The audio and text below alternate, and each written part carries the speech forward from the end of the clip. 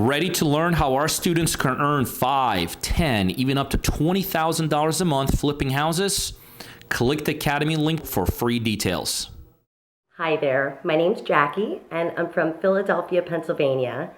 And about a year ago, I really began to have an urge to start flipping houses and making a lucrative income.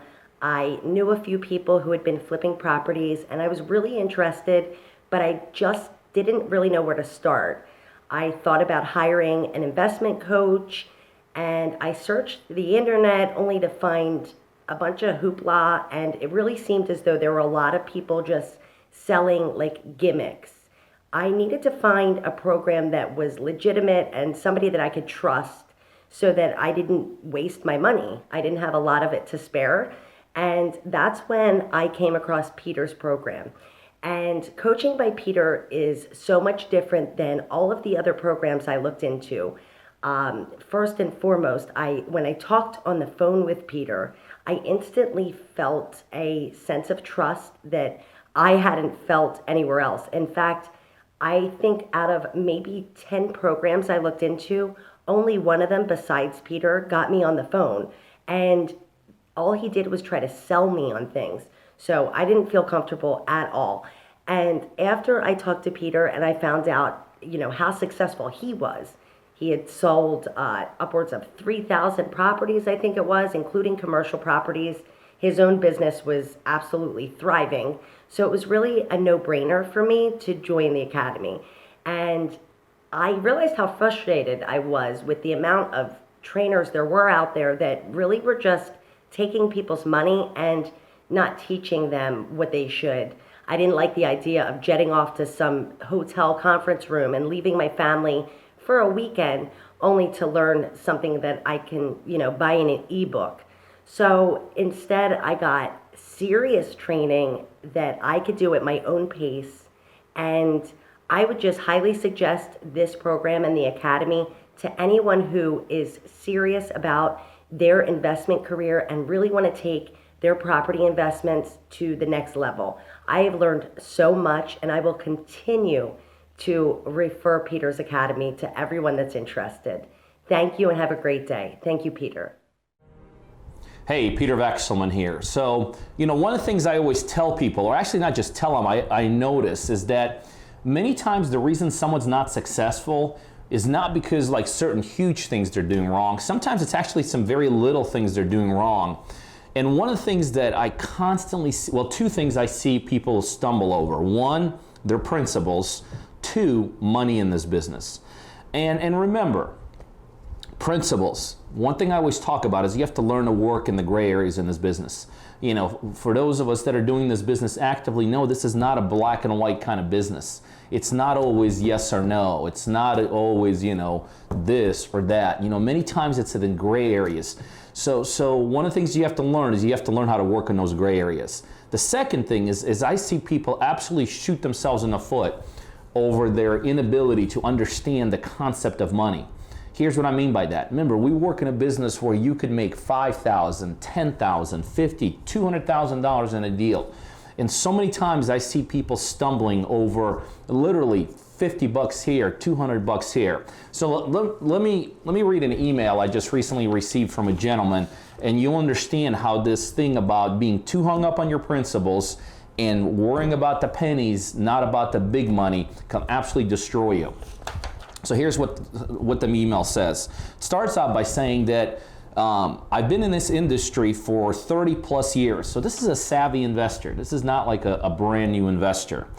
So now he starts telling me about one of his rental properties. I had a major pipe breakage, which really caused a mess.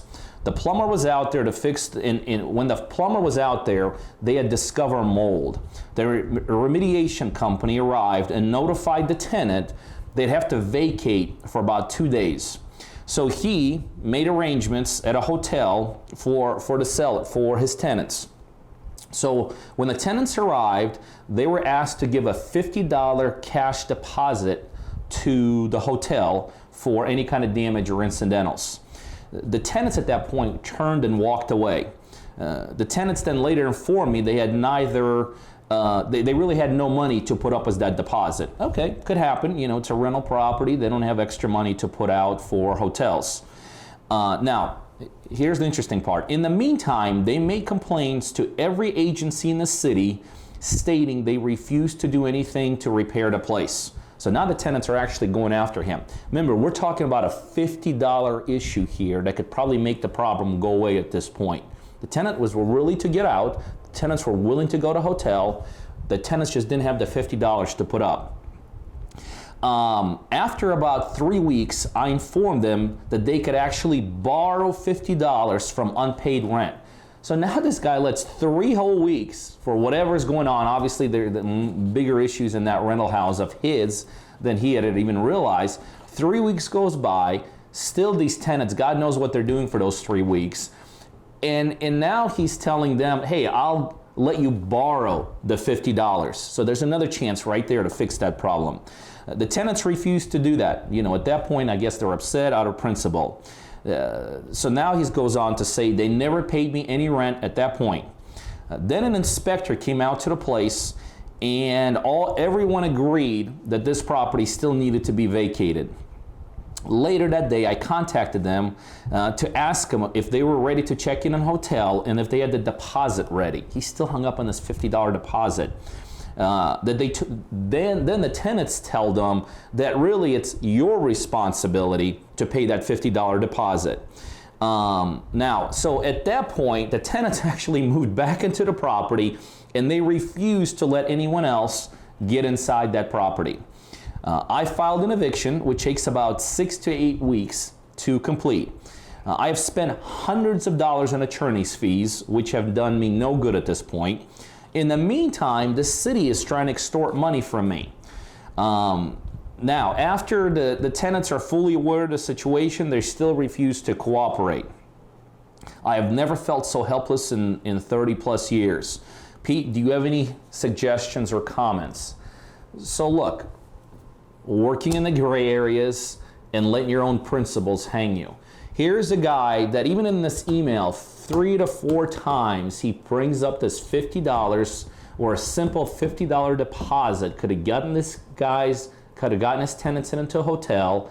Remember, on top of it, it's just a deposit. Whether it's a deposit or not, it doesn't matter. But the bottom line is it is a deposit, which means he probably would have gotten it back once they moved out of the hotel. Every hotel asks either for a credit card or a cash deposit. You see, he's so hung up on his principles that he's not going to pay the $50, and he's so hung up on the $50 itself, instead of worrying what later turns out to be, even in his own words, attorney's fees, I bet he's thousands of dollars into it by now. The city's got him on his radar and all that. So as you work in this business, there's no question you're going to come across circumstances like this. You're going to come across instances where you're going to have to probably pay a little bit more than you wanted to pay. You're going to have to come across deals or circumstances where you're going to have to compromise a little bit on your principles. You have to understand, again, working on those gray areas. It's okay, because the end goal is to close deals. And if it costs you an extra $50, does it really matter to solve a problem? If you compromise on the principle of never fronting money to someone, and all of a sudden you front some money to someone, does that really matter? It really doesn't. So, and again, in this business, as I look at my career, these kind of situations, they really come out all the time. I could tell you just in the last 48 hours, here as I'm sitting here talking, a couple deals we're involved with right now that literally were supposed to close either yesterday or today. And they probably still will close today or yesterday, but unexpected things have come up. Monies that we didn't think we'd have to spend, we're spending. Issues that we didn't think that we don't want to have to handle, we're handling. That's okay. The end goal is to close deals. So don't let you get in the way of you. Be able to compromise. Don't worry about the little money, worry about the big money. I hope that helps. I know you're going to have come across circumstances. If you may be in one of those circumstances right now, be thinking the big picture.